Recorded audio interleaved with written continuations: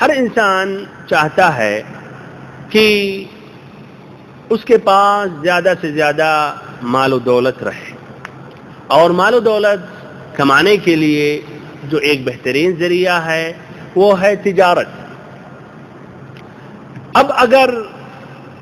اب آپ تصور کریں کہ ہم اور آپ تاجر ہیں اور ہم سبھی کا پیشہ تجارت ہے، اور ہر مہینے میں تجارت کے ذریعے مثلاً 20,000 ریال کماتے ہیں۔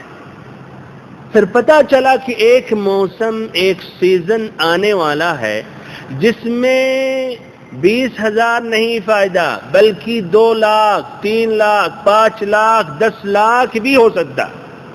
تو کیا رائے ہے بھائیو، ہم اس سیزن سے، اس موسم سے مکمل طور فائدہ اٹھانے کی کوشش کریں گے یا نہیں؟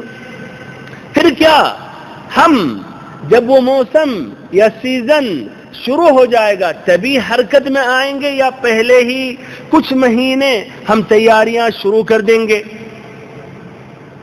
اس میں کوئی دو رائے نہیں ہے۔ آج دنیاوی جو تجارت کرنے والے ہیں یا مال و دولت کے جو تاجر ہیں، وہ یہ مبارک مہینہ آنے سے کئی مہینے پہلے وہ تیاریاں شروع کر دیتے ہیں، گوداموں میں مال بھرنا شروع کر دیتے ہیں، کھانے پینے کے سامان ہوں یا کپڑے ہوں یا اس کے علاوہ ہر وہ چیز جو ایسے سیزنوں میں یعنی لوگ زور شور کے ساتھ خریدنے کے لیے آتے ہیں۔ تو میرے بھائی اور محترم ساتھیو، حقیقت میں ہماری اور آپ کی بھی یہ دنیا جو ہے یہ تجارت ہے مع اللہ، اللہ تعالیٰ کے ساتھ تجارت ہمیں اور آپ کو کرنی چاہیے۔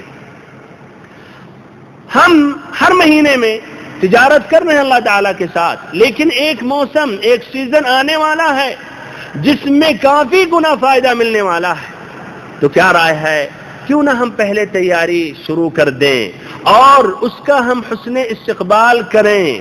یہ مبارک مہینہ آنے والا ہے جس مبارک مہینے میں جنت کے پورے دروازوں کو اللہ رب العزت کھول دیتا ہے، ایک بھی دروازہ بند کر کے نہیں رکھتا ہے، اور جہنم کے سارے دروازوں کو بند کر دیتا ہے، ایک بھی دروازہ کھلا نہیں ہوتا ہے۔